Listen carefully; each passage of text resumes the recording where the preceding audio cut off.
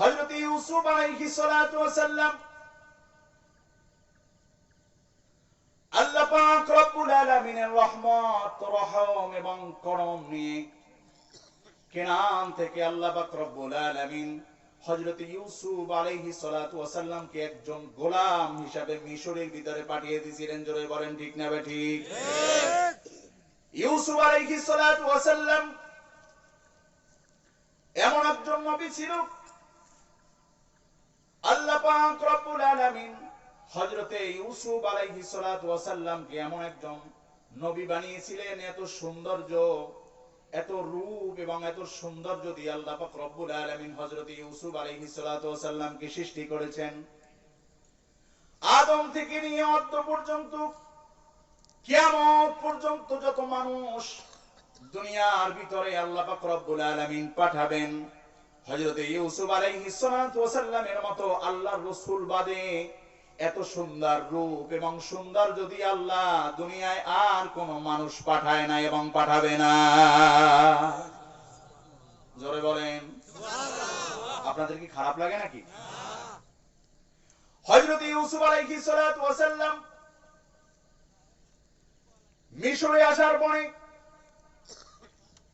কিছুদিন পর্যন্ত রাজ দরবারে গোলাম হিসাবে আল্লাহ রাজ দরবারে পাঠিয়েছেন, কিন্তু আল্লাহ পর্যাপ্ত সৌন্দর্য এবং আল্লাহ পর্যাপ্ত নবুয়তি আচরণ, এত সুন্দর মানুষ ইউসুফের সুন্দর আচরণ এবং সৌন্দর্যতা দেখে এমন কোন মানুষ, ইউসুফকে দেখার পরে এমন কোন মানুষ ছিল না যারা ইউসুফের সাথে খারাপ আচরণ করবে। ইউসুফকে গোলাম হিসাবে ক্রয় করার পরেও মানুষ দেখার পরে কেউ বিশ্বাস করতে পারত না যে বাজারে এত সুন্দর গোলাম বিক্রি হয়। হযরত ইউসুফ আলাইহিস সালাতু ওয়াস সালামকে আল্লাহ পাক রব্বুল আলামিন নবুয়তির সৌন্দর্য দিয়ে দুনিয়ায় পাঠিয়েছেন। সুন্দর চরিত্রবান চরিত্র দিয়ে আল্লাহ ইউসুফ আলাইহিস সালাতু ওয়াস সালামকে দুনিয়ায় পাঠাইছেন। গোলাম হিসেবে ইউসুফ আলাইহিস সালাতু ওয়াস সালাম মিশরে যাওয়ার পরে রাজ দরবারে থাকা অবস্থায় লম্বা ঘটনা, জেল খেটেছে, অনেক কষ্ট সহ্য করেছে। এক পর্যায়ে আল্লাহ পাক রব্বুল আলামিন মিশরের একজন খাদ্য মন্ত্রী এবং সাথে সাথে অর্থমন্ত্রী বানিয়ে দিয়েছেন। বলেন সুবহানাল্লাহ।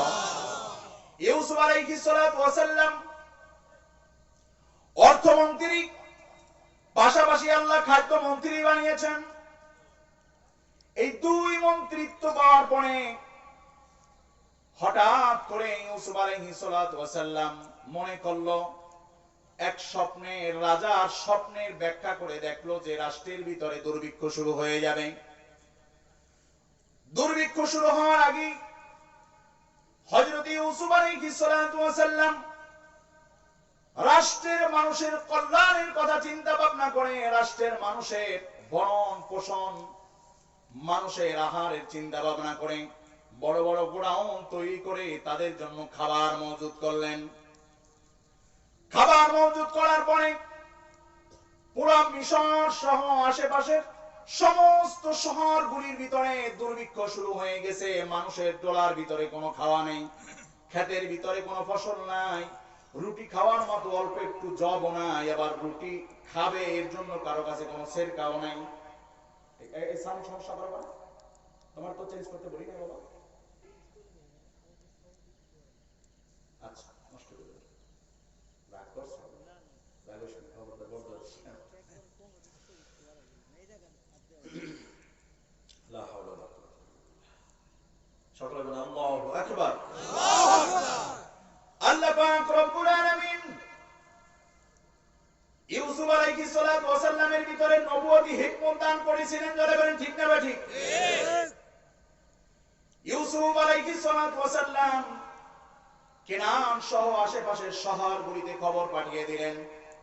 দুর্ভিক্ষের সময় আল্লাহ পাক রব্বুল আলামিন আমাদেরকে পরীক্ষা করার জন্য দুর্ভিক্ষ দিয়েছেন। কোনো চিন্তার কারণ নাই, কোনো টেনশনের কারণ নাই। মিশর সহ আশেপাশের শহর এবং দেশের ভিতরে যত মানুষ আহারের জন্য দুর্ভিক্ষের ভিতরে পড়েছে, তাদের ঘরের ভিতরে আহার নেই, খাবার জন্য কোনো কিছু নেই, এমন যে দুর্ভিক্ষের ভিতরে যারা পড়েছে তাদের জন্য আমি সুসংবাদ দান করলাম। আমি ইউসুফ আল্লাহ পাক রব্বুল আলামিনের পক্ষ থেকে তোমাদেরকে সুসংবাদ দান করলাম। দুর্ভিক্ষের সময় আমি ইউসুফ আল্লাহর পক্ষ থেকে তোমাদের পাশে খাবার নিয়ে হাজির হয়ে গেলাম। ঘোষণা দিয়ে দিলাম, শুধু মিশর নয়, মিশরের আশেপাশে যত শহর রয়েছে সমস্ত শহরের জন্য আমি ইউসুফ মিশরের অর্থমন্ত্রী, মিশরের খাদ্যমন্ত্রী তোমাদের জন্য ত্রাণকে আহ্বান করে দিলাম। যারাই মিশরে ত্রাণ নেওয়ার জন্য আসবে আমি ইউসুফ কাউকে খালি হাতে ফেরত দিব না। শুধু মুমিন মুসলমান নয়, অন্য ধর্ম অবলম্বী যারা, যে খোদায় বিশ্বাসী যারা, যারাই অনাহারে থাকবে, এক মুঠো খাবারের জন্য যারা মিশরের খাদ্যমন্ত্রীর কাছে আসবে, আমি সকলের কাছে অদাবদ্ধ এবং প্রতিশ্রুতি দিলাম, আমার কাছে যারা আসবে আমি তাদের জন্য খানার ব্যবস্থা করব এবং ত্রাণের ব্যবস্থা করলাম। আমার কাছে যারা আসবে এই দুর্ভিক্ষের সময় আমি কাউকে খালি হাতে ফেরত দিব না। ইউসুফ আলাইহিস সালাতু ওয়াস সালাম, খারাপ লাগে? মিশরে ইউসুফ আলাইহিস সালাতু ওয়াস সালাম মিশরে কি ছিল বলেন? একটু ছাত্র হইতে পারেন না, পড়া দেওয়া লাগবে। দুইটা মন্ত্রী ছিল, কয়টা? ধরে বলেন। এক নম্বরে অর্থমন্ত্রী, দুই নম্বরে খাদ্যমন্ত্রী। আসামটা কি দেখছেন? খবরদার এই দেওয়া যাবে না। পাশ করছে 1 মণ, দেশ 27 কেজি, এরকম হয়েছে নাকি? 10 কেজি চাউল দিয়ে বাড়ি নিয়ে মাপতে থাকে 7 কেজি, এরকম। সকলের জন্য ত্রাণ, দরজা খোলা, এই না মন্ত্রিত্ব? জোরে বলেন ঠিক না ঠিক? আল্লাহর নবী হযরত ইউসুফ আলাইহিস সালাতু ওয়াস সালাম দুনিয়ার শ্রেষ্ঠ রূপের অধিকারী, দুনিয়ার সর্বশ্রেষ্ঠ সৌন্দর্যের অধিকারী ইউসুফ আলাইহিস সালাতু ওয়াস সালাম যেমন ছিল চেহারার সৌন্দর্য, তেমন দিয়েছিল আল্লাহ পাক রব্বুল আলামিন তার ভিতরে আচরণগত সৌন্দর্য। আল্লাহর নবী মিশরের খাদ্যমন্ত্রী, মিশরের অর্থমন্ত্রী হযরত ইউসুফ আলাইহিস সালাতু ওয়াস সালাম এই ঘোষণা দেওয়ার পরে আশেপাশের রাষ্ট্র সহ তামাম মিশরের মানুষ ত্রাণ নেওয়ার জন্য মিশরের খাদ্য দপ্তরের সামনে সকলে হাজির হয়ে গেল। ইউসুফ আলাইহিস সালাতু ওয়াস সালাম পাশে দাঁড়িয়ে দাঁড়িয়ে বলল, সকলকে 1 শ করে গম দিয়ে দাও, 1 শ করে গম দিয়ে দাও। 1 শ হলো 3 কেজি 250 গ্রামের মতো। 1 শ করে গম দেওয়ার হুকুম দিলেন। কি প্রস্তাব করছেন ভাই? আসুন, ওঠা বসা করলে কিন্তু বয়ানের রোগ নষ্ট হয়ে যায়। এজন্য বলেন কথা ঠিক না বেঠিক? নেতা যদি বক্তৃতা দেয় তমক করমু, হোমক করমু, বাথরুম দিমু, সব পাশ হওয়ার পরে আমি খামু, এই সব সময় বক্তৃতা দেয়, ওঠা বসা করলে কি বক্তৃতা থাকে? উল্টো পাল্টা কই বলে, ঠিক না? কথা বলার সময় একটু সবাই মনোযোগ দিয়ে শুনতে হয়। শোনাগানের প্রতি শুনছেন না? প্রতি বলে কওয়া লাগে হা হা, এরকম কওয়া লাগে, না কিন্তু প্রতি ভালো হয় না। ঠিক না বেঠিক? ছাত্রর সামনে ভালো থাকলে বয়ান ভালো হয়, ক্লাস ভালো চলে, ঠিক না? এর সামনে জায়গাটা পূরণ করে বসো ভাই, একটু হরকতে বয়, হরকতে বরকত দিবে আল্লাহ পাক রব্বুল আলামিন।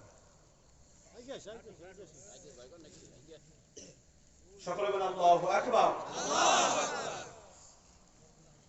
মিশরের খাদ্যমন্ত্রী ইউসুফ আলাইহিস সালাতু ওয়াস সালাম পাশে দাঁড়িয়ে দাঁড়িয়ে ত্রাণের ব্যবস্থা করেছেন। আর ইউসুফ আলাইহিস সালাতু ওয়াস সালাম নিজে দাঁড়িয়ে দাঁড়িয়ে দেখতেছেন 1 শ করে গম দেওয়ার হুকুম দিয়েছে, 1 শ করে দেয় কিনা। 1 শ করে গম দেওয়ার হুকুম শুধু করে নাই, এমন ভাণ্ড তৈরি করছে যে ভাণ্ড লিপে দিলে 1 শ হয়, 1 গ্রাম পর্যন্ত কম হবে না, এমন ভাণ্ড ইউসুফ আলাইহিস সালাতু ওয়াস সালাম নিজের তত্ত্বাবধানে এমন ভাণ্ড, এমন পাত্র তৈরি করে দিয়েছেন।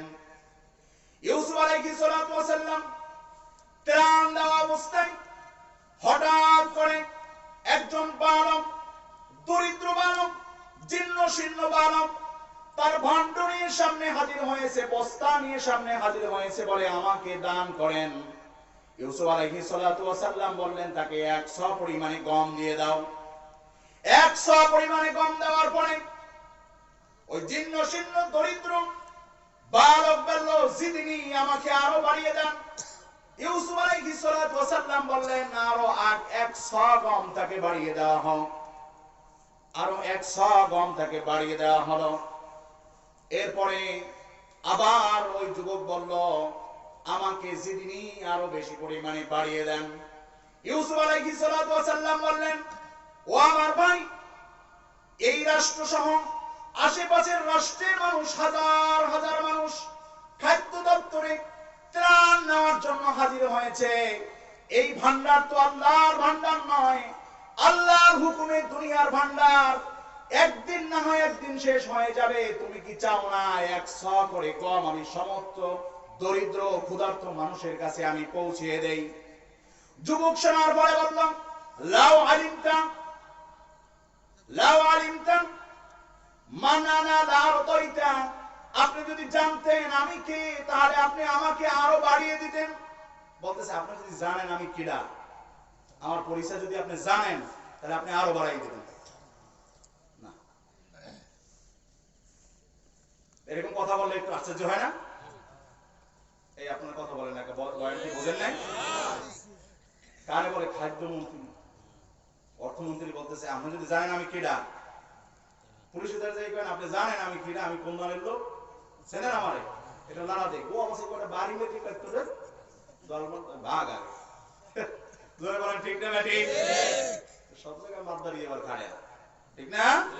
যারা বিনয়ী, যারা উত্তম আচরণকারী, তাদের সাথে একটু উল্টাপাল্টা করলেও তারা সহ্য করে, যেমন ওলামায়ে কেরাম। জোরে বলেন ঠিক না বেটি? ওলামায়ে কেরাম তাদের ঈমানী শক্তি আছে, দৈহিক শক্তি থাকুক আর না থাকুক। জোরে বলেন ঠিক না বেটি? বাদশাহ হারুন আর রশিদ ফতোয়া জিজ্ঞেস করছে। কাদেরকে? রাষ্ট্রীয় আলেম আছে না, রাষ্ট্রীয় আলেম, মানে এরা রাষ্ট্রের কথায় ফতোয়া দেয়, মানে নিজের ফতোয়া উল্টে যায়। কিন্তু বলছে রেশমি কাপড় এটা কি আমার জন্য পড়া জায়েজ হবে কিনা? রাষ্ট্রীয় মৌলবীরা বলছে বাদশাকে নিয়ে জায়েজ হয়, মানে বাদশার জন্য এটা জায়েজ। এটা ফতোয়া দিয়েছে কারা? রাষ্ট্রীয় আলেম। বুঝলেন না? দেখো ফতোয়া রাষ্ট্রের ভাই ভাই ভাই ভাই চলে, বুঝলেন না? এদিকে যায় এদিকে যায় বলে ফেলে। আল্লাহ, এখন বাদশা চিন্তা করতেছি রাষ্ট্রীয় আলেমের ফতোয়া দিয়ে কাজ হবে। যারা দরকারি আলেম, যারা হক্কানি আলেম, যারা এরকম আলেমের ফতোয়া লাগবে, যাও মোল্লা জীবনের কাছে ফতোয়া নিয়ে। মোল্লা জীবন হলো কেন্দ্রীয় মসজিদের খতিব। বলছে বাদশা তো আমাকে এই ফতোয়া জিজ্ঞাসা করছে আপনাকে দেওয়ার জন্য, যে বাদশার জন্য রেশমি কাপড় জায়েজ আছে কি? তাহলে অন্য ওলামায়ে কেরাম বলছে, রাষ্ট্রীয় ওলামায়ে কেরাম বলছে বাদশাকে নিয়ে জায়েজ হয়। মোল্লা জীবন বলে এই ফতোয়ার উত্তর জুমার দিন দেব, বাদশাও থাকবে কেন্দ্রীয় মসজিদে, মজা হবে না? এখন বাদশার সামনে নিয়ে বলে যে এখন ফতোয়া দেওয়ার সময়, যেই ব্যক্তি ফতোয়া চাইছে, মুফতি আর মুস্তাফতি দোনো কাফেরান, যেই ব্যক্তি ফতোয়া চাইছে আর যেগুলি ফতোয়া দিয়েছে সবগুলি কাফের। বলার পরে রাজার তো মেজাজ খারাপ, কি কইলো, আমার কাফের বানাই দিল, উল্টোপাল্টা কথা কয়। সামনে বসে কিছু বলার সাহস পায় নাই। ওলামায়ে কেরামের চোখের ভিতরে একটা রোগ থাকে। বাসায় যাইয়া বলছে, যাও এখনই মোল্লা জীবনকে বাহিনী পাঠাই দিচ্ছে, ধরে নিয়ে আসো, ফাঁসির কাস্টে ঝুলানো হবে। বাদশার ছেলে ছিল মোল্লা জীবনের ছাত্র মহিউদ্দিন আলমগীর রহমাতুল্লাহি আলাইহি। উনি ছিল মোল্লা জীবনের ছাত্র। দৌড় দিয়ে আইছে ওস্তাদের দরবারে, ওস্তাদ ফতোয়া তো দেন, আমার বাপের উল্টা হয়ে গেছে, এখন তো বাহিনী পাঠাইতেছে আপনাকে গ্রেফতার করার জন্য, ফাঁসির কাস্টে ঝুলাবে, তাড়াতাড়ি ফতোয়া চেঞ্জ করেন। মোল্লা জীবন বলল, তাই নাকি? তোমার বাপ বাহিনী পাঠাইতেছে নাকি? এই আমার মেসওয়াক দে, আমার ওযুর পানি দে, আমি ওযু করে নামাজের মুসল্লায় দাঁড়াইয়া আমার বাহিনীর কাছে একটা ফোন লাগিয়ে দেই, দেখা যাবে তোমার বাবার বাহিনীর পাওয়ার বেশি, আমার বাহিনীর পাওয়ার বেশি। মহিউদ্দিন আলমগীর বাবার দরবারে গিয়ে বলে, আব্বা খবরদার, আপনার হুকুম জারি যেটা করছেন উল্টো করে ফেলেন। আমি আমার উস্তাদকে চিনি। আমার উস্তাদ যদি নামাজের মুসল্লায় দাঁড়িয়ে আল্লাহর দরবারে ফোন দিয়ে বাহিনী চায়, তাহলে এমন বদরের বাহিনী পাঠিয়ে দিবে আপনার মস্তক ভেঙে তছনছ হয়ে যাবে।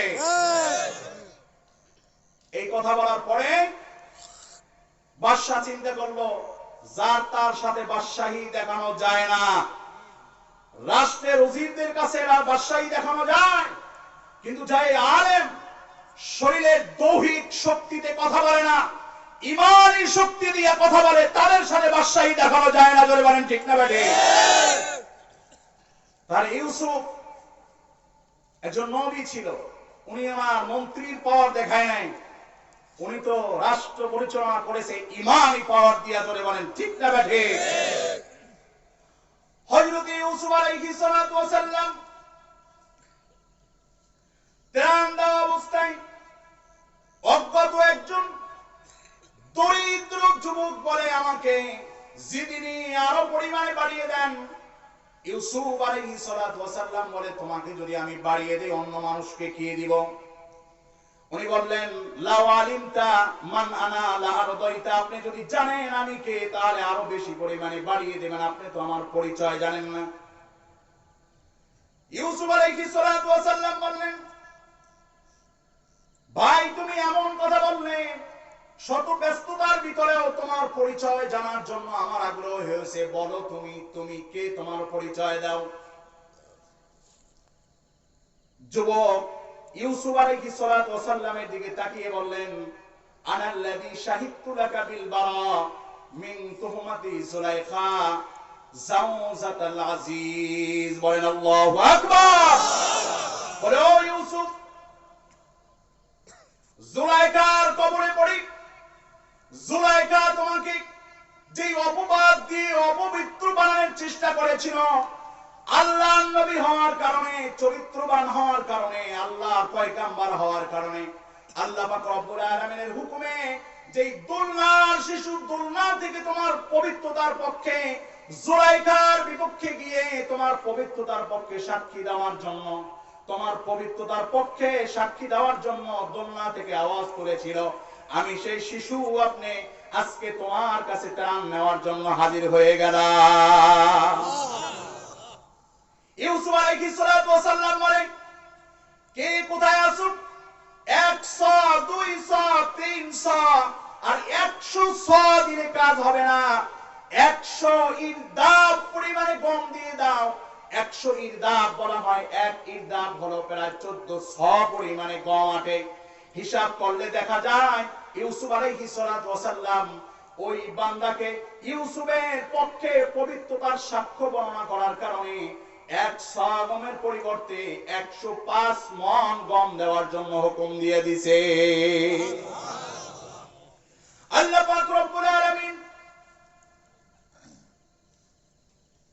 জিবরাইল আলাইহিস সালাতু ওয়াস সালামকে ইউসুফের কাছে পাঠিয়ে বললেন, ও ইউসুফ, তুমি একটা মিশরের মতো ছোট্ট একটা রাষ্ট্রের অর্থমন্ত্রী, খাদ্যমন্ত্রী, আল্লাহর একজন পয়গম্বর হওয়ার পরে তোমার একজন পয়গম্বরের একজন মন্ত্রীর পবিত্রতা বর্ণনা করার কারণে যদি 100 গমের পরিবর্তে তোমার পবিত্রতা বর্ণনা করার কারণে 105 মণ গম পাইতে পারে, যেই বান্দা ফজরের নামাজের সময় সিজদায় গিয়ে সুবহান রাব্বিয়াল আলা বলবে, রুকুতে গিয়ে সুবহান রাব্বিয়াল আযীম বলবে, জোহরের সময় সুবহান রাব্বিয়াল আযীম, সুবহান রাব্বিয়াল আলা বলবে, আসরের সময়, মাগরিবের সময়, ঈশার নামাজের সময় আল্লাহর পবিত্রতা বর্ণনা করবে, তুমি সাক্ষী থাকো আমি আল্লাহ পাক রব্বুল আলামিন দুনিয়া জোড়া নেক এবং আমল আল্লাহ আমি তার আমলনামায় জমা করে দিব। একজন নবী, একজন মন্ত্রী পবিত্রতা বর্ণনা করেছে, তাও মারবতান একবার। কয়বার? জোরে বলেন কয়বার? একবার যদি তার পবিত্রতার সাক্ষী দেওয়ার কারণে 100 গমের পরিবর্তে 105 মণ গম পাইতে পারে, আল্লাহ পাক রব্বুল আলামিন বলে, আমার কোন বান্দা যদি আমার পবিত্রতা বর্ণনা করার জন্য আমার দেওয়া জবান থেকে একবার যদি সুবহানাল্লাহ বলে, আমি আল্লাহ পাক রব্বুল আলামিন ওই বান্দার জন্য ইয়াকুত পাথর দিয়ে সাজানো দামি জান্নাত, এই জান্নাতগুলি আমি জান্নাতের বাগানের ভিতরে তৈরি করে সাজিয়ে রাখবো।